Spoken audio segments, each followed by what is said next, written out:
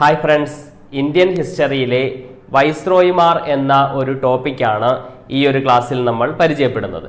വൈസ്രോയിമാർ പഠിക്കുമ്പോൾ നമ്മൾ ആദ്യത്തെ വൈസ്രോയി ആയ കാനിങ് പ്രഭു മുതൽ ലൂയി മൗണ്ട് ബാറ്റൺ വരെയുള്ള പ്രധാനപ്പെട്ട എല്ലാ വൈസ്രോയിമാരെയും പഠിക്കണം. അവരുടെ കാലഘട്ടത്തിൽ നടന്നിട്ടുള്ള പ്രധാനപ്പെട്ട സംഭവങ്ങളും അതുപോലെ തന്നെ ഭരണപരിഷ്കാരങ്ങളും ഒക്കെ നമ്മൾ പഠിക്കണം. ഓക്കെ, നമുക്ക് ആദ്യം കാനിങ് പ്രഭു മുതൽ സ്റ്റാർട്ട് ചെയ്യാം. വൈസ്രോയിമാരിൽ ആദ്യത്തെ വൈസ്രോയി ആയ കാനിങ് പ്രഭു മുതൽ സ്റ്റാർട്ട് ചെയ്യാം. ഓക്കെ, അപ്പൊ ഞാനിവിടെ കാനിങ് പ്രഭു കൊടുത്തിട്ടുണ്ട്.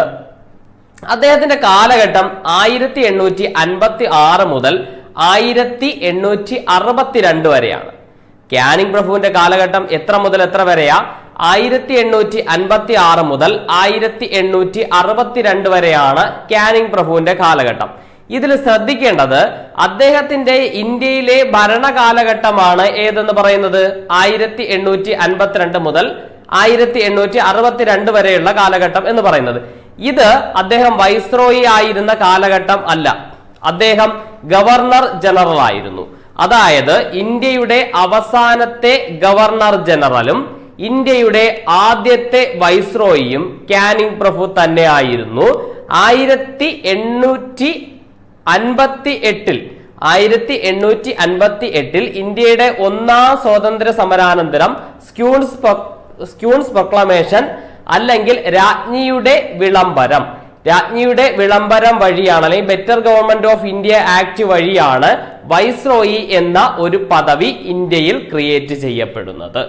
ആ പദവിക്ക് ശേഷമാണ്, ആ പദവി ക്രിയേറ്റ് ചെയ്തതിന് ശേഷമാണ് എന്തായത്, അന്നത്തെ ഗവർണർ ജനറൽ ആയിരുന്ന കാനിങ് പ്രഭു എന്തായി, ഇന്ത്യയുടെ വൈസ്രോയി ആയി മാറി. അപ്പൊ അദ്ദേഹം ഇന്ത്യയുടെ വൈസ്രോയി ആയിരുന്ന കാലഘട്ടം 1858 മുതൽ 1862 വരെയുള്ള കാലഘട്ടമാണ്.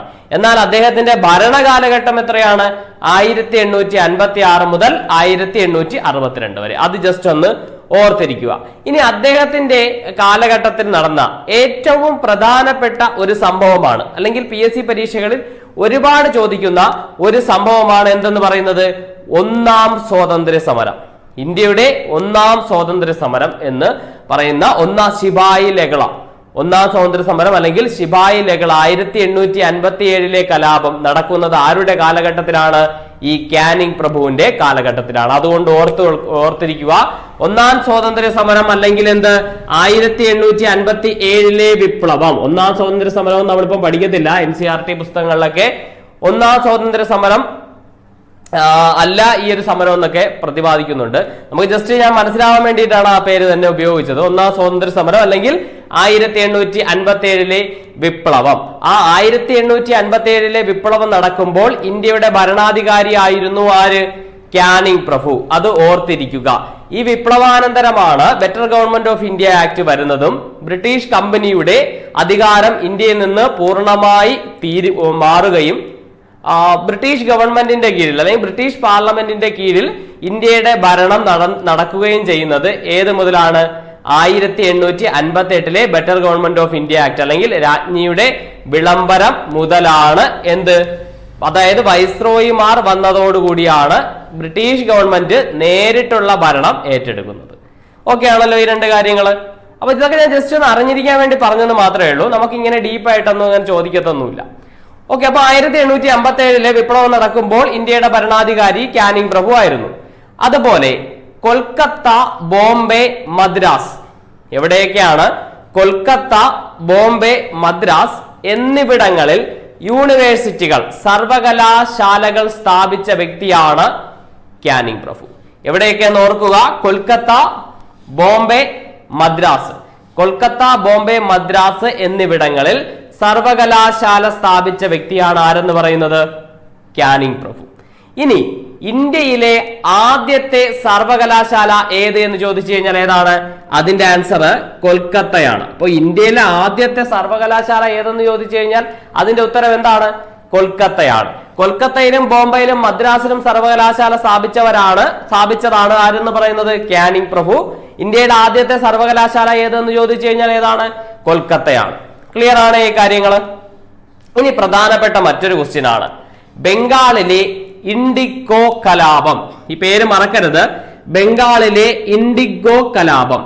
ഈ ബംഗാളിലെ ഇൻഡിഗോ കലാപം നടക്കുമ്പോൾ ഇന്ത്യയുടെ വൈസ്രോയി ആയിരുന്ന വ്യക്തിയാണ് ആരെന്ന് പറയുന്നത്? ക്യാനിങ് പ്രഭു. അപ്പൊ ബംഗാളിലെ ഇൻഡിഗോ കലാപം നടക്കുമ്പോൾ ഇന്ത്യയുടെ ഭരണാധികാരി ആരായിരുന്നു? ക്യാനിങ് പ്രഭു ആയിരുന്നു. അത് മറക്കരുത്. ഏതൊക്കെയാ രണ്ട് സംഭവങ്ങൾ? 1857 വിപ്ലവവും അതുപോലെ തന്നെ ബംഗാളിലെ ഇൻഡിഗോ കലാപവും. ഇനി ഈ ബംഗാളിലെ ഇൻഡിഗോ കലാപവുമായി ബന്ധപ്പെട്ട് ഒരു കാര്യം കൂടി നമുക്ക് സ്ഥിരം PSC ചോദിക്കുന്ന ഒരു സംഭവമാണ് നീലദർപ്പൺ. അപ്പോ നീലദർപ്പൺ എന്ന കൃതി, നീലദർപ്പൺ എന്ന നാടകം ഏതുമായി ബന്ധപ്പെട്ടിരിക്കുന്നു? അപ്പോൾ ഇൻഡിഗോ കലാപവുമായി ബന്ധപ്പെട്ട് ദീനബന്ധു മിത്ര രചിച്ച നാടകമാണ് ഏതെന്ന് പറയുന്നത്? നീൽദർപ്പൺ. നീൽദർപ്പൺ എന്ന് പറയുന്നത്. അപ്പൊ നീൽദർപ്പൺ ഓർത്തിരിക്കുക. നീൽദർപ്പൺ എന്ന് പറയുന്ന നാടകം രചിച്ചത് ആര് എന്ന് ചോദിച്ചിട്ടുണ്ട്. അത് ആരാണ്? ദീനബന്ധുമിത്ര. ദീനബന്ധുമിത്രയുടെ നാടകമാണ് ഏത്? നീൽദർപ്പൺ. ഈ നീൽദർപ്പൺ എന്തുമായിട്ട് റിലേറ്റ് ചെയ്തിരിക്കുന്നു? നീൽദർപ്പൺ റിലേറ്റ് ചെയ്തിരിക്കുന്നത് ബംഗാളിലെ ഇൻഡിഗോ കലാപവുമായി ബന്ധപ്പെട്ടാണ്. അപ്പോ ബംഗാളിലെ ഇൻഡിഗോ കലാപവുമായി ബന്ധപ്പെട്ട് ദീനബന്ധുമിത്ര രചിച്ച നാടകമാണ് ഏതെന്ന് പറയുന്നത്? നീൽദർപ്പൺ എന്ന് പറയുന്നത്. ഓക്കെ ആണ്. അപ്പോൾ ഇൻഡിഗോ കലാപം നടക്കുമ്പോൾ ക്യാനിങ് പ്രഭു ആണ് വൈസ്രോയി. അതുപോലെ തന്നെ നീൽദർപ്പൺ, ദീനബന്ധുമിത്ര. ഈ കാര്യങ്ങളും ക്ലിയർ ആയിരിക്കണം. ഇനി ദത്താവകാശ നിരോധന നിയമം. ആരാ ദത്താവകാശ നിരോധന നിയമം കൊണ്ടുവന്നത്? അത് ഡൽഹൌസി പ്രഭുവാണ്. അതും ചോദിച്ചിട്ടുണ്ട്. ദത്താവകാശ നിരോധന നിയമം നടപ്പിലാക്കിയ വ്യക്തിയാണ് അല്ലെങ്കിൽ ഭരണാധികാരിയാണ് ഡൽഹൌസി പ്രഭു. അപ്പോ ദത്താവകാശ നിരോധന നിയമം നടപ്പിലാക്കിയ വ്യക്തിയാണ് ആര്? ഡൽഹൌസി പ്രഭു. ഈ ഡൽഹൌസി പ്രഭു നടപ്പിലാക്കിയ ദത്താവകാശ നിരോധന നിയമം പിൻവലിച്ച വൈസ്രോയി ആണ് ആരെന്ന് പറയുന്നത്? ക്യാനിങ് പ്രഭു എന്ന് പറയുന്നത്. എന്നാ പിൻവലിച്ചത്? 1859 വർഷം ജസ്റ്റ് ഒന്ന് ഓർത്തിരിക്കുക. അപ്പോൾ ദത്താവകാശ നിരോധന നിയമം, ഡൽഹൌസി പ്രഭു കൊണ്ടുവന്ന ദത്താവകാശ നിരോധന നിയമം പിൻവലിച്ചത് ആരാ? അത് ക്യാനിങ്. ഏത് വർഷമാണ്? 1859. ഓക്കെ ആണല്ലോ. ഇനി അടിമക്കച്ചവടം നിരോധിച്ച ഭരണാധികാരി അല്ലെങ്കിൽ ഇന്ത്യയുടെ വൈസ്രോയി. അടിമക്കച്ചവടം നിരോധിച്ച ഇന്ത്യയുടെ വൈസ്രോയിയാണ് ആര്? ക്യാനിങ് പ്രഭു. അപ്പോൾ അടിമക്കച്ചവടം നിരോധിച്ചു, ദത്താവകാശം നിരോധിച്ചു. അപ്പോൾ ഈ രണ്ട് കാര്യങ്ങളും അടുത്തടുത്ത വർഷങ്ങളിലാണ്. അതുകൊണ്ട് തന്നെ നമുക്ക് വർഷം പഠിച്ചു വെക്കാനും എളുപ്പമാണ്. 1859 1860 ആദ്യം ദത്താവകാശ നിരോധന നിയമം പിൻവലിച്ചു എന്ന് 1859. അത് കഴിഞ്ഞ ശേഷം എന്തു ചെയ്തു? അടിമക്കച്ചവടം നിരോധിച്ചു. ഇന്ത്യയിൽ അടിമക്കച്ചവടം അദ്ദേഹം ക്യാനിങ് പ്രഭു നിരോധിച്ച വർഷം എന്ന 1860. അപ്പൊ ഇന്ത്യയിൽ അടിമക്കച്ചവടം ക്യാനിങ് പ്രഭു നിരോധിച്ച വർഷമാണെന്ന് പറയുന്നത് 1860 എന്ന് പറയുന്നത്. ദത്താവകാശ നിരോധന നിയമം കൊണ്ടുവന്നത് ഡൽഹൌസിയാണ്. നിരോധിച്ചത് ആരാണ് അല്ലെങ്കിൽ പിൻവലിച്ചത് ആരാണ്? അത് ക്യാനിങ് പ്രഭു ആണ് എന്ന 1859. ക്ലിയർ ആണ്? ഒരു ഡൗട്ടും ഇല്ലേ? ഓക്കെ. ഇനി ഇന്ത്യൻ പീനൽ കോഡ് അല്ലെങ്കിൽ എന്താന്ന് പറയാം? IPC എന്ന് പറയാം. Indian penal code. ആ ഇന്ത്യൻ പീനൽ കോഡ് കൊണ്ടുവന്നത് ആരെന്ന് ചോദിച്ചു കഴിഞ്ഞാൽ ആരാ? അല്ലെങ്കിൽ ഇന്ത്യൻ പീനൽ കോഡ് നിലവിൽ വരുമ്പോൾ ആരാ? ക്യാനിങ് പ്രഭു തന്നെയാണ്. 1860 ഇന്ത്യൻ പീനൽ കോഡ് വരുന്നത്. ഈ ഇന്ത്യൻ പീനൽ കോഡ് വരുമ്പോൾ ആരാ? ക്യാനിങ് പ്രഭു ആണ് വൈസ്രോയി. ഇനി ആരാണ് ഈ ഇന്ത്യൻ പീനൽ കോഡ് എഴുതി തയ്യാറാക്കിയത് അല്ലെങ്കിൽ ഇന്ത്യൻ പീനൽ കോഡിന്റെ ശില്പി ആരാ? അത് മെക്കാളെ പ്രഭു ആണ് കേട്ടോ. അപ്പോ മെക്കാളെ പ്രഭു എഴുതി തയ്യാറാക്കിയ മെക്കാളെ പ്രഭു എഴുതി തയ്യാറാക്കിയ എന്ത്? ഇന്ത്യൻ പീനൽ കോഡ് നിലവിൽ വരുമ്പോൾ ഇന്ത്യയുടെ വൈസ്രോയി ആരായിരുന്നു? ക്യാനിങ് പ്രഭു ആയിരുന്നു. അപ്പൊ മെക്കാളെ പ്രഭു എഴുതി തയ്യാറാക്കിയ ഇന്ത്യൻ പീനൽ കോഡ് നിലവിൽ വരുമ്പോൾ ആരാ ഇന്ത്യയുടെ വൈസ്രോയി? ക്യാനിങ് ആണ്. എന്നാണ്? 1860. അപ്പൊ ഇന്ത്യൻ പീനൽ കോഡ് IPC വരുമ്പോൾ IPC വരുന്ന വർഷം എന്ന 1860. ഓക്കെ ആണ്. ഇനി ഇന്ത്യൻ ഹൈക്കോർട്ട് ആക്ട്, ഇന്ത്യൻ ഹൈക്കോടതി നിയമം എന്ന് നമുക്ക് പറയാം, അല്ലെങ്കിൽ ഇന്ത്യൻ ഹൈക്കോർട്ട് ആക്ട് എന്ന് പറയാം. എന്ത് തന്നെയായാലും ഇന്ത്യൻ ഹൈക്കോർട്ട് ആക്ട് നിലവിൽ വരുമ്പോഴും ക്യാനിങ് ആണ്. 1861 ഹൈക്കോർട്ട് ആക്ട് വരുന്നത്. അപ്പോൾ ഇന്ത്യൻ ഹൈക്കോർട്ട് ആക്ട് എന്നാ വർഷം? 1861. ആരാ ഭരണാധികാരി? ക്യാനിങ് പ്രഭു ആണ്. ഇനി നമുക്ക് പഠിക്കേണ്ടത് കുടിയാന്മ നിയമം. ഇന്ത്യയിൽ കുടിയാന്മ നിയമം വരുന്നത് 1862 അതൊന്നും ആര് തന്നെയാണ് ഇന്ത്യയുടെ വൈസ്രോയി? ക്യാനിങ് പ്രഭു തന്നെയാണ്. അപ്പൊ ചുരുക്കം പറഞ്ഞു കഴിഞ്ഞാൽ ഈ ഒരു കാര്യങ്ങളെല്ലാം നമ്മൾ പഠിച്ചു കഴിഞ്ഞാൽ അത് ക്യാനിങ് ആണെന്ന് കിട്ടണമെങ്കിൽ നമ്മൾ ഈ ഒരു വർഷം പഠിച്ചാൽ മതി. 1856 മുതൽ 62 വരെയാണ്. ഇനി സപ്പോസ് PSC പരീക്ഷയ്ക്ക് ചോദിക്കാം, കുടിയാന്മ നിയമം നിലവിൽ വരുമ്പോൾ ഇന്ത്യയുടെ വൈസ്രോയി ആരെന്ന് ചോദിക്കാം. ക്യാനിങ് ആണ്. ക്യാനിങ്ങിന്റെ കാലഘട്ടം നമ്മൾ പഠിച്ചു വെച്ചിരുന്നാൽ എന്ത് ചെയ്യും? നമുക്ക് ആ ക്വസ്റ്റ്യൻസ് ഒക്കെ കിട്ടും. അപ്പൊ കുടിയാന്മ നിയമം വരുന്നു 62, ഹൈക്കോടതി വരുന്നു 1861, 1860 എന്താ? പീനൽ കോഡ് വരുന്നു, അടിമക്കച്ചവടം നിരോധിക്കുന്നു. പീനൽ കോഡ് വരുമ്പോൾ അടിമക്കച്ചവടം നിരോധിക്കപ്പെടും. അതുപോലെ തന്നെ എന്താ? ദത്താവകാശം പിൻവലിച്ചു, 1859 പിൻവലിച്ചു. ഓക്കെ ആണല്ലോ. അപ്പൊ ഇത്രയും കാര്യങ്ങൾ ക്ലിയർ ആണ്. വളരെ പ്രധാനപ്പെട്ട ക്വസ്റ്റ്യൻസ് ആണ് ഇതെല്ലാം ഒന്നുകൂടെ നമുക്ക് നോക്കാം. എന്താ? ക്യാനിങ് പ്രഭുവിന്റെ കാലഘട്ടം എന്നാ? 1856, 62. ഒന്നാം സ്വാതന്ത്ര്യ സമരം നടക്കുന്നു 1857. അന്ന് ആരാ ഭരണാധികാരി? ക്യാനിങ് ആണ്. പക്ഷെ അന്ന് അദ്ദേഹം ആരാ? ഇന്ത്യയുടെ ഗവർണർ ജനറൽ. അതിനുശേഷം കൊൽക്കത്ത, മുംബൈ, മദ്രാസ് സർവകലാശാല അദ്ദേഹം കൊണ്ടുവന്നു. ആര്? ക്യാനിങ് കൊണ്ടുവന്നു. കൊൽക്കത്തയാണ് എന്ത്? ഇന്ത്യയിലെ ആദ്യത്തെ സർവകലാശാല എന്ന് പറയുന്നത്. ഇന്ത്യയുടെ ആദ്യത്തെ യൂണിവേഴ്സിറ്റി ഏതെന്ന് ചോദിച്ചു കഴിഞ്ഞാൽ ഏതാ ഉത്തരം? കൊൽക്കത്തയാണ്. ബംഗാളിലെ ഇൻഡിഗോ കലാപം നടക്കുമ്പോൾ ആരാണ്? ക്യാനിങ് ആണ്. പ്രത്യേകത എന്താ? നീൽ ദർപ്പൺ, ഇൻഡിഗോ കലാപവുമായി ബന്ധപ്പെട്ട കൃതിയാണ് നീൽ ദർപ്പൺ. ഇത് എഴുതിയത് ദീനബന്ധു മിത്രയാണ്. ചോദിച്ചിട്ടുണ്ട് കേട്ടോ. അടുത്തത് ദത്താവകാശ നിരോധന നിയമം പിൻവലിച്ചു. ആരാ? 1859 ക്യാനിങ് ആണ് ദത്താവകാശ നിരോധന നിയമം പിൻവലിക്കപ്പെടുന്നത്. അടിമ കച്ചവടം നിരോധിച്ചത് ആരാ? 1860 ക്യാനിങ് ആണ്. ഇന്ത്യൻ പീനൽ കോഡ് 1860 വരുന്നു. ഇന്ത്യൻ പീനൽ കോഡിന്റെ ശില്പി എന്നറിയപ്പെടുന്ന ആരാണ്? അത് മെക്കാളെ പ്രഭുവാണ്. ഓർത്തിരിക്കുക, ഇന്ത്യൻ പീനൽ കോഡിന്റെ ശില്പി എന്നറിയപ്പെടുന്നത് ആരാണ്? മെക്കാളെ പ്രഭുവാണ്. പിന്നെ ഇന്ത്യൻ ഹൈക്കോടതി നിയമം. ഇന്ത്യൻ ഹൈക്കോടതി നിയമം എന്ന 1861. കുടിയാന്മ നിയമം, ഇന്ത്യയിൽ കുടിയായ്മ നിയമം വരുന്നത് എന്നാണ്? 1862. ഇതെല്ലാം നടക്കുമ്പോൾ ആരാ ഇന്ത്യയുടെ വൈസ്രോയി? ക്യാനിങ് പ്രഭുവാണ്. Civil procedure code. ഈ സിവിൽ പ്രൊസീജിയൻ കോഡ് വരുമ്പോൾ ആരാണ് ഇന്ത്യയുടെ വൈസ്രോയി? ക്യാനിങ് പ്രഭുവാണ്. അപ്പോൾ എന്താ? സിവിൽ പ്രൊസീജിയൻ കോഡ് വരുമ്പോൾ ഇന്ത്യയുടെ വൈസ്രോയി ആരാണ്? ക്യാനിങ് ആണ്. അതുപോലെ തന്നെ ഇന്ത്യൻ പോലീസ് ആക്ട്, ഇത് ഓർത്തിരിക്കുക.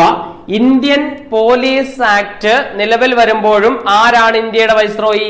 ക്യാനിങ് പ്രഭുവാണ്. അപ്പൊ സിവിൽ പ്രൊസീജിയൻ കോഡ് വരുമ്പോഴും police act, Indian police act വരുമ്പോഴും ആരാണ് ഇന്ത്യയുടെ വൈസ്രോയി? ക്യാനിങ് പ്രഭുവാണ് വൈസ്രോയി. ഓക്കെ, ഇനി നമുക്ക് അടുത്തത് ബംഗാൾ പാട്ട വ്യവസ്ഥ. ഈ ബംഗാൾ പാട്ട വ്യവസ്ഥ നിലവിൽ വരുമ്പോൾ ഇന്ത്യയുടെ വൈസ്രോയി ആര് എന്ന് ചോദിക്കാം. അപ്പോൾ ബംഗാൾ പാട്ട വ്യവസ്ഥ നിലവിൽ വരുമ്പോൾ ഇന്ത്യയുടെ വൈസ്രോയി ആരാണ്? ക്യാനിങ് പ്രഭുവാണ്. ബംഗാൾ പാട്ട വ്യവസ്ഥ നിലവിൽ വരുമ്പോൾ ഇന്ത്യയുടെ വൈസ്രോയി ആണ് ആര്? ക്യാനിങ്. അതുപോലെ തന്നെ പ്രധാനപ്പെട്ടതാണ് ഇന്ത്യൻ കൗൺസിൽ ആക്ട്. ഓർത്തിരിക്കണം, ഇമ്പോർട്ടന്റ് ആണ് ഇന്ത്യൻ കൗൺസിൽ ആക്ട്. അപ്പോൾ ഇന്ത്യൻ കൗൺസിൽ ആക്ട് വരുമ്പോൾ ആരാ ഇന്ത്യയുടെ വൈസ്രോയി? അത് ക്യാനിങ് പ്രഭുവാണ്. അപ്പോൾ ഇന്ത്യൻ കൗൺസിൽ ആക്ട് വരുമ്പോൾ ക്യാനിങ് ആണ്. സിവിൽ പ്രൊസീജിയൻ കോഡ് വരുമ്പോൾ ക്യാനിങ് ആണ്. ഇന്ത്യൻ പോലീസ് ആക്ട് വരുമ്പോഴും ആരാണ്? ക്യാനിങ് ആണ്. ഇനി ബംഗാൾ പാട്ട വ്യവസ്ഥ നടപ്പിലാക്കിയത്, ഈ ബംഗാൾ പാട്ട വ്യവസ്ഥ നടപ്പിലാക്കിയത് ആരാ? അത് ക്യാനിങ് ആണ്. ഇന്ത്യൻ കൗൺസിൽ ആക്ട് ക്യാനിങ് ആണ്. ഇനി മറ്റൊരു പ്രധാനപ്പെട്ട കാര്യമാണ് ഇൻകം ടാക്സ്. അപ്പൊ ഇന്ത്യയിൽ ഇൻകം ടാക്സ് ഏർപ്പെടുത്തിയ ഭരണാധികാരി ആര്? ആദ്യമായിട്ട്, അല്ലെങ്കിൽ ഇന്ത്യയിൽ ആദ്യമായിട്ടാണ് ഇൻകം ടാക്സ് ഏർപ്പെടുത്തപ്പെടുന്നത്. അപ്പോൾ ഇന്ത്യയിൽ ആദ്യമായിട്ട് ഇൻകം ടാക്സ് ഏർപ്പെടുത്തിയ ഭരണാധികാരി ആര് എന്ന് ചോദിച്ചു കഴിഞ്ഞാൽ ആരാണ്? അതും ക്യാനിങ് പ്രഭുവാണ്. അപ്പോൾ ഇന്ത്യയിൽ ഇൻകം ടാക്സ് ഏർപ്പെടുത്തിയ ഭരണാധികാരി ആരെന്ന് ചോദിച്ചു കഴിഞ്ഞാലും ആര് തന്നെയാണ്? ക്യാനിങ് പ്രഭു തന്നെയാണ്. 1856 മുതൽ 1862 വരെയുള്ള കാലഘട്ടത്തിൽ ഇന്ത്യയുടെ ഭരണാധികാരി ആയിരുന്ന വ്യക്തിയാണ് ക്യാനിങ് എന്ന് നമ്മൾ പഠിച്ചു. അതിൽ 1858 മുതൽ 62 വരെ അദ്ദേഹം ഇന്ത്യയുടെ വൈസ്രോയി ആയിരുന്നു. എന്നാൽ അദ്ദേഹത്തിന് ശേഷം പിന്നീട് ഇന്ത്യയുടെ വൈസ്രോയി ആയിട്ട് വന്നത്, അല്ലെങ്കിൽ ഇന്ത്യയുടെ രണ്ടാമത്തെ വൈസ്രോയി എന്ന് പറയുന്നത് എൽജിൻ പ്രഭുവാണ്. അപ്പോൾ ക്യാനിങ് പ്രഭുവിന് ശേഷം ഇന്ത്യയുടെ വൈസ്രോയി ആയി വന്ന വ്യക്തിയാണ് ആരെന്ന് പറയുന്നത്? എൽജിൻ പ്രഭു എന്ന് പറയുന്നത്. അപ്പോൾ ഈ എൽജിൻ പ്രഭു വളരെ കുറച്ചു കാലം മാത്രമേ ഇന്ത്യയുടെ ഭരണാധികാരിയായിട്ട് ഇരുന്നിട്ടുള്ളൂ. ഈ എൽജിൻ പ്രഭു 1862 മുതൽ 1863 വരെയുള്ള കാലഘട്ടത്തിലാണ് ഇന്ത്യയുടെ വൈസ്രോയി ആയി ഇരുന്നത്. അപ്പോൾ കാനിങ് പ്രഭു കഴിഞ്ഞിട്ട് അടുത്തത് ആരാ ഇന്ത്യയുടെ ഭരണാധികാരിയായിട്ട് വന്നത്? എൽജിൻ പ്രഭു ആണ്. ഈ എൽജിൻ പ്രഭു വളരെ ചുരുങ്ങിയ കാലഘട്ടമേ ഇന്ത്യയുടെ ഭരണാധികാരിയായിട്ട് ഉണ്ടായിരുന്നുള്ളൂ. അത് 1862 മുതൽ 1863 വരെയാണ്. ഇദ്ദേഹത്തിന്റെ കാലഘട്ടത്തിലെ പ്രധാന സംഭവം എന്താണ് എന്ന് വെച്ച് കഴിഞ്ഞാൽ, അല്ലെങ്കിൽ ഇദ്ദേഹം അറിയപ്പെടുന്നത് എന്ത് സംഭവത്തിന്റെ പേരിലാണെന്ന് ചോദിച്ചു കഴിഞ്ഞാൽ, വഹാബി ലഹള അടിച്ചമർത്തിയ ഭരണാധികാരിയാണ് ആരെന്ന് പറയുന്നത്? ഈ എൽജിൻ പ്രഭു എന്ന് പറയുന്നത്. അപ്പോൾ ഇദ്ദേഹത്തിന്റെ ഏറ്റവും പ്രധാനപ്പെട്ട ഫാക്ട് ആണ് വഹാബി ലഹള. അപ്പോൾ ഈ വഹാബി ലഹള അടിച്ചമർത്തപ്പെടുന്നത് എൽജിൻ ഫസ്റ്റിന്റെ കാലഘട്ടത്തിലാണ്. എന്ത് അടിച്ചമർത്തപ്പെടുന്നത്? വഹാബി ലഹള അടിച്ചമർത്തപ്പെടുന്നത്. ഓർത്തിരിക്കുക. ഓക്കെ, ഇനി നമ്മൾ കാനിങ്ങിൻ പഠിച്ച സമയത്ത് 1862 ഹൈക്കോർട്ട് ആക്ട് ഒക്കെ നമ്മൾ പഠിച്ചില്ലേ കാനിങ് പഠിച്ച സമയത്ത്? അപ്പൊ കാനിങ്ങിന്റെ കാലത്താണ് എന്ത് വരുന്നത്? ഹൈക്കോർട്ട് ആക്ട് വരുന്നത്. ഈ ഹൈക്കോർട്ട് ആക്ട് 1862 നിലവിൽ വരുമ്പോൾ ആരാ വൈസ്രോയി? അത് എൽജിൻ പ്രഭു ആണ്. ഓക്കെ ആണല്ലോ. അപ്പൊ കാനിങ് പ്രഭുവിന്റെ കാലഘട്ടത്തിൽ പാസാക്കപ്പെട്ട ഇന്ത്യൻ ഹൈക്കോർട്ട് ആക്ട് പ്രകാരം ഇന്ത്യയിൽ 3 ഹൈക്കോടതികൾ വന്നു. അത് ഏതൊക്കെയാണ്? കൊൽക്കത്തയും ബോംബെയും അതുപോലെ തന്നെ നമ്മുടെ മദ്രാസുമാണ്. അതില് ആദ്യത്തെ ഹൈക്കോടതിയാണ് ഏത്? കൊൽക്കത്ത. അത് ജസ്റ്റ് ഒന്ന് ഓർക്കുക. അപ്പോൾ ഈ ഹൈക്കോടതി ആക്ട് പ്രകാരം ഹൈക്കോടതികൾ 1862 നിലവിൽ വരുമ്പോൾ ആരാ ഇന്ത്യയുടെ വൈസ്രോയി? അത് എൽജിൻ പ്രഭു ആണ്. അപ്പോൾ ഇന്ത്യയിലെ ആദ്യത്തെ ഹൈക്കോടതി ഏതാ? ഇന്ത്യയുടെ ആദ്യത്തെ ഹൈക്കോടതി എന്ന് പറയുന്നത് കൊൽക്കത്ത ഹൈക്കോടതിയാണ്. അപ്പോൾ ഇന്ത്യയുടെ ആദ്യത്തെ ഹൈക്കോടതി ഏതാണ്? കൊൽക്കത്ത ഹൈക്കോടതി. ഓക്കെ ആണല്ലോ, ക്ലിയർ ആണ്. ഇത്ര കാര്യങ്ങളെ നമുക്ക് ഈ എൽജിൻ പ്രഭുവിൽ പഠിക്കാനായിട്ടുള്ളൂ. പിന്നീട് അദ്ദേഹം മരണപ്പെട്ടു. എൽജിൻ പ്രഭു വളരെ ചുരുങ്ങിയ കാലം ഇന്ത്യയുടെ ഭരണാധികാരിയായിരുന്ന ശേഷം എന്ത് ചെയ്തു? അദ്ദേഹം മരണപ്പെട്ടു. അദ്ദേഹം മരണപ്പെട്ടതിന് ശേഷം 2 വൈസ്രോയിമാർ പിന്നീട് 1864 വരെ ഭരിച്ചു. അത് വൈസ്രോയിമാരല്ല, അവർ രണ്ടുപേരും ആക്ടിംഗ് വൈസ്രോയിമാരായിരുന്നു. ആ ആക്ടിംഗ് വൈസ്രോയിമാരാണ് സർ നേപ്പിയറും സർ ഡെനിസണും. ഓർത്തിരിക്കുക, സർ നേപ്പിയറും സർ ഡെനിസണും 2 ആക്ടിംഗ് വൈസ്രോയിമാരായിരുന്നു. ഇവർ രണ്ടുപേരും മാറി 1864 വരെ എന്ത് ചെയ്തു? ഇന്ത്യ ഭരിച്ചു. 1864 വരെ ഇന്ത്യ ഭരിച്ചത് സർ നേപ്പിയർ എന്നും സർ ഡെനിസൺ എന്നും പേരുള്ള 2 ആക്ടിംഗ് വൈസ്രോയിമാരാണ് ഇന്ത്യ ഭരിച്ചത്. 1864 മുതൽ 1869 വരെ ഉള്ള കാലഘട്ടം. 1864 മുതൽ 1869 വരെയുള്ള കാലഘട്ടം ഇന്ത്യയുടെ വൈസ്രോയി ആയിരുന്ന വ്യക്തിയാണ് ജോൺ ലോറൻസ്. അപ്പോൾ 1864 മുതൽ 1869 വരെയുള്ള കാലഘട്ടം. 1864 മുതൽ 69 വരെയുള്ള കാലഘട്ടത്തിൽ ഇന്ത്യയുടെ വൈസ്രോയി ആരായിരുന്നു? ജോൺ ലോറൻസ് ആയിരുന്നു. ഈ ജോൺ ലോറൻസിന്റെ കാലഘട്ടത്തിലെ പ്രധാന പരിഷ്കാരങ്ങൾ ഏതൊക്കെയാണെന്ന് നോക്കാം. 2 നമുക്ക് വളരെ ഇമ്പോർട്ടന്റ് ആയിട്ട് പഠിക്കാനുള്ളൂ. ഒന്ന്, വനം വകുപ്പ് ആരംഭിച്ചതാണ്.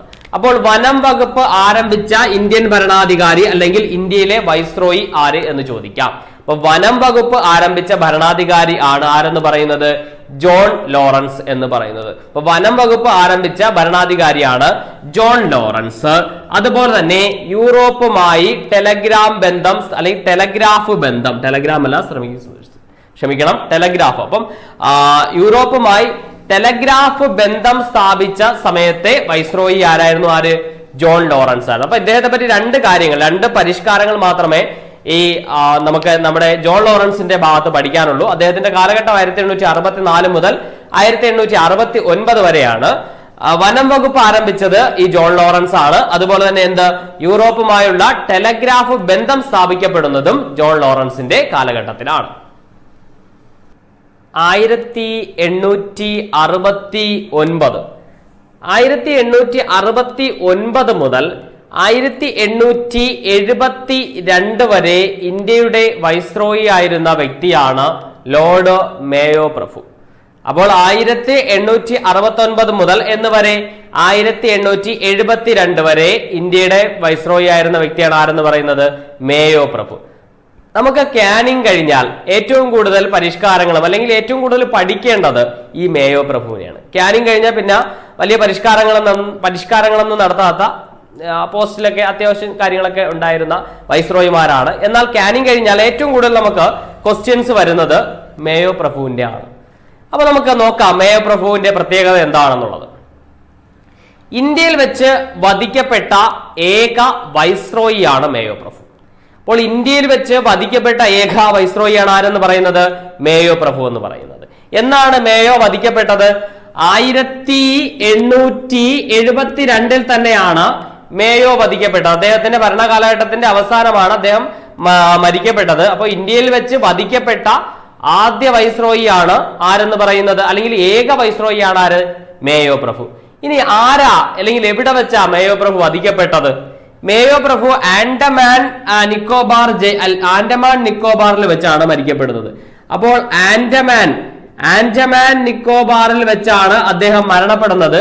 അദ്ദേഹത്തിന്റെ മരണത്തിന് ഉത്തരവാദി അല്ലെങ്കിൽ അദ്ദേഹത്തെ കൊലപ്പെടുത്തിയ വ്യക്തിയാണ് ഷേർ അലി. അപ്പോൾ ഷേർ അലി എന്ന് പറയുന്ന 10ാം തടവുകാരൻ ആയ ആൻഡമാനിലെ ജയിലിൽ വെച്ച് ആര്?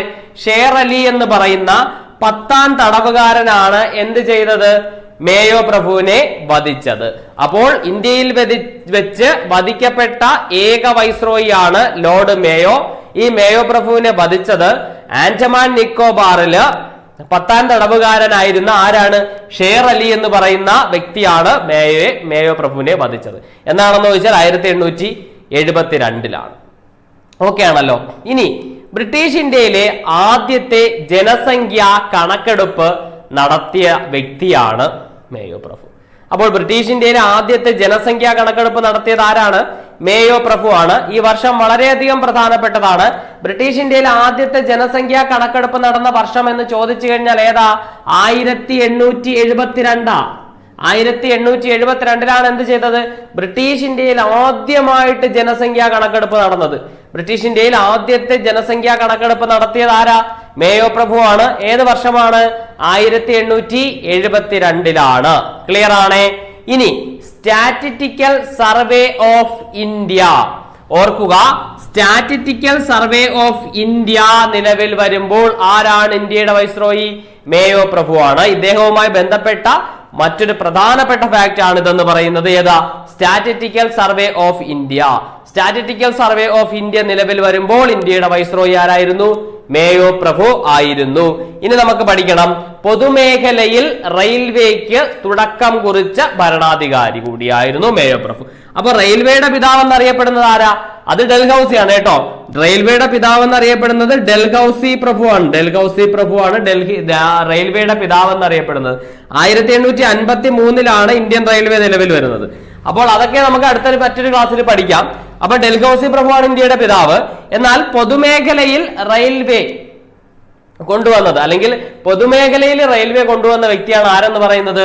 മേയോ പ്രഭു എന്ന് പറയുന്നത്. അപ്പൊ പൊതുമേഖലയിൽ റെയിൽവേയുടെ തുടക്കം കുറിച്ച വ്യക്തി ആരാ? അത് മേയോ പ്രഭു ആണ്. ഓക്കെ ആണേ? ഇനി നമുക്ക് അടുത്ത ക്വസ്റ്റ്യനിലോട്ട് പോവാം. കാർഷിക വാണിജ്യ വകുപ്പുകൾ ആരംഭിച്ച ഭരണാധികാരിയാണ് ആര്? മേയോ പ്രഭു. അപ്പം പൊതുമേഖലയിൽ റെയിൽവേ കൊണ്ടുവന്ന ഭരണാധികാരിയാണ് മേയോ പ്രഭു. അതുപോലെ തന്നെ കാർഷിക വാണിജ്യ വകുപ്പുകൾ ആരംഭിച്ചതും ആരാണ്? മേയോ പ്രഭു ആണ്. പൊതുമേഖലയിൽ അദ്ദേഹം റെയിൽവേ കൊണ്ടുവന്നു. അതുപോലെ തന്നെ സാമ്പത്തിക വികേന്ദ്രീകരണം അല്ലെങ്കിൽ ധനവികേന്ദ്രീകരണം എന്നൊക്കെ ചോദിക്കാം. അപ്പോൾ സാമ്പത്തിക വികേന്ദ്രീകരണം നടപ്പിലാക്കിയ അല്ലെങ്കിൽ ധനവികേന്ദ്രീകരണം നടപ്പിലാക്കിയ ഭരണാധികാരിയാണ് മേയോ പ്രഭു. ആരാണ്? സാമ്പത്തിക വികേന്ദ്രീകരണം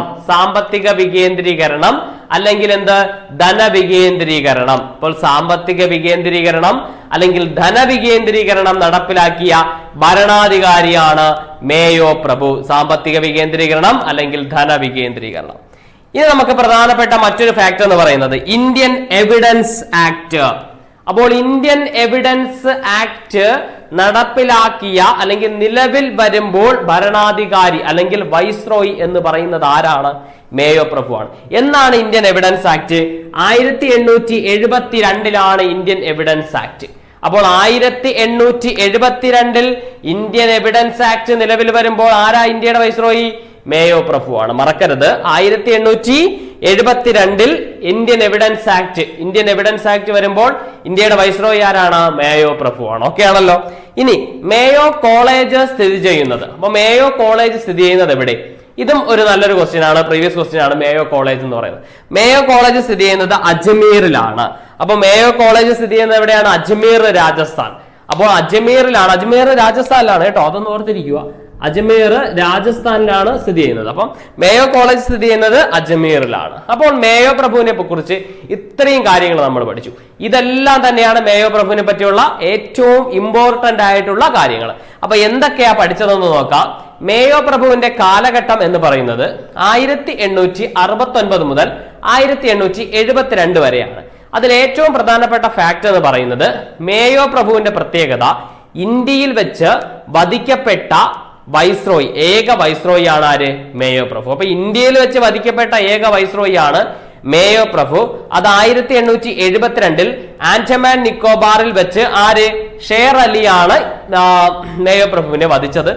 ബ്രിട്ടീഷ് ഇന്ത്യയിലെ ആദ്യ ജനസംഖ്യാ കണക്കെടുപ്പ്, രണ്ടാമത്തെ ഏറ്റവും പ്രധാനപ്പെട്ട പോയിന്റ്, ബ്രിട്ടീഷ് ഇന്ത്യയിലെ ആദ്യത്തെ ജനസംഖ്യാ കണക്കെടുപ്പ് നടക്കുന്നത് മേയോ പ്രഭുവിന്റെ കാലഘട്ടത്തിലാണ്. അത് 1872 ആണ്. ആ വർഷം ഒരിക്കലും മറക്കരുത്. ബ്രിട്ടീഷ് ഇന്ത്യയിൽ ആദ്യത്തെ സെൻസസ് നടന്നത്, ആദ്യത്തെ ജനസംഖ്യാ കണക്കെടുപ്പ് നടന്നത് എന്നൊന്ന് ചോദിക്കാം. അത് 1872 അടുത്തത് statistical survey of India. Statistical survey of India നിലവിൽ വരുമ്പോൾ ആരാ വൈസ്രോയി? മേയോ പ്രഭു ആണ്. പൊതുമേഖലയിൽ റെയിൽവേക്ക് തുടക്കം കുറിച്ച വ്യക്തിയാണ് മേയോ പ്രഭു. അതുപോലെ തന്നെ കാർഷിക വാണിജ്യ വകുപ്പുകൾ ആരംഭിച്ചത് ആരാണ്? മേയോ പ്രഭു ആണ്. സാമ്പത്തിക വികേന്ദ്രീകരണം അല്ലെങ്കിൽ ധനവികേന്ദ്രീകരണം കൊണ്ടുവന്നത് ആരാ? മേയോ പ്രഭു ആണ്. Indian evidence act 1872 Indian evidence act വരുമ്പോൾ ആരാണ്? മേയോ ആണ്. മേയോ കോളേജ് സ്ഥിതി ചെയ്യുന്നത് രാജസ്ഥാനിലെ അജ്മീറിലാണ്. മേയോ കോളേജ് സ്ഥിതി ചെയ്യുന്നത് എവിടെയാ? രാജസ്ഥാനിലെ അജ്മീറിലാണ്. മേയോ പ്രഭുവിനെ കുറിച്ചുള്ള കാര്യങ്ങളൊക്കെ നമ്മൾ പഠിച്ചു. ഇനി 1872 മുതൽ 1876 വരെ 1872 മുതൽ 1876 വരെ ഇന്ത്യയുടെ വൈസ്രോയി ആയിരുന്ന വ്യക്തിയാണ് നോർത്ത് ബ്രൂക്ക് പ്രഭു. അപ്പോൾ എന്ന് മുതൽ എന്ന് വരെ? 1872 മുതൽ 1876 വരെ ഇന്ത്യയുടെ വൈസ്രോയി ആയിരുന്ന വ്യക്തിയാണ് നോർത്ത് ബ്രൂക്ക് പ്രഭു. ഇദ്ദേഹത്തെ പറ്റി പ്രധാനമായിട്ടും ഒരുപാട് കാര്യങ്ങളൊന്നും നമുക്ക് പഠിക്കാനില്ല. അപ്പൊ ജസ്റ്റ് അഫ്ഗാൻ പ്രശ്നം നടക്കുമ്പോൾ അല്ലെങ്കിൽ അഫ്ഗാൻ പ്രശ്നത്തെ തുടർന്ന് രാജിവെച്ച വൈസ്രോയി ആണ് ആരെന്ന് പറയുന്നത്? ഈ നോർത്ത് ബ്രൂക്ക് എന്ന് പറയുന്നത്. അപ്പൊ നോർത്ത് ബ്രൂക്ക് പ്രഭുവിനെ കുറിച്ച് പഠിക്കാൻ വേണ്ടിയിട്ട് അഫ്ഗാൻ പ്രശ്നത്തെ തുടർന്ന് അദ്ദേഹം രാജിവെച്ചു. അതുപോലെ തന്നെ മറ്റൊരു പ്രധാനപ്പെട്ട പോയിന്റ് എന്ന് പറയുന്നത് വെയിൽസ് രാജകുമാരന്റെ ഇന്ത്യ സന്ദർശനം. എന്നാ വെയിൽസ് രാജകുമാരന്റെ ഇന്ത്യ സന്ദർശനം? വെയിൽസ് രാജകുമാരന്റെ ഇന്ത്യ സന്ദർശനം 1875 വെയിൽസ് രാജകുമാരന്റെ ഇന്ത്യ സന്ദർശന വേളയിലെ വൈസ്രോയി ആരായിരുന്നു? നോർത്ത് ബ്രൂക്ക് പ്രഭു ആയിരുന്നു. അപ്പോ 1875 വെയിൽസ് രാജകുമാരന്റെ ഇന്ത്യ സന്ദർശന വേളയിലെ വൈസ്രോയി എന്ന് പറയുന്നത് ആരായിരുന്നു? ഈ നോർത്ത് ബ്രൂക്ക് പ്രഭു ആയിരുന്നു. ഓക്കെ ആണല്ലോ. അപ്പോൾ ഇത്രയും കാര്യങ്ങളാണ് നമുക്ക് ഈ ഒരു ക്ലാസ്സിൽ പ്രധാനമായും പഠിക്കാനുള്ളത്. ഈ വൈസ്രോയിമാർ നമ്മൾ കാനിങ് മുതൽ നോർത്ത് ബ്രൂക്ക് വരെയുള്ള കാര്യങ്ങൾ നമ്മൾ പഠിച്ചു. അപ്പോൾ ഈ കാര്യങ്ങളെല്ലാം എല്ലാ ഉദ്യോഗാർത്ഥികൾക്കും മനസ്സിലായെന്ന് വിശ്വസിക്കുന്നു. അതുപോലെ തന്നെ നമ്മുടെ ചാനൽ ഇതുവരെയും സബ്സ്ക്രൈബ് ചെയ്തിട്ടില്ലാത്ത ഉദ്യോഗാർത്ഥികൾ ചാനൽ സബ്സ്ക്രൈബ് ചെയ്യുക, തുടർന്ന് ബെൽ ബട്ടൺ എനേബിൾ ചെയ്യുക.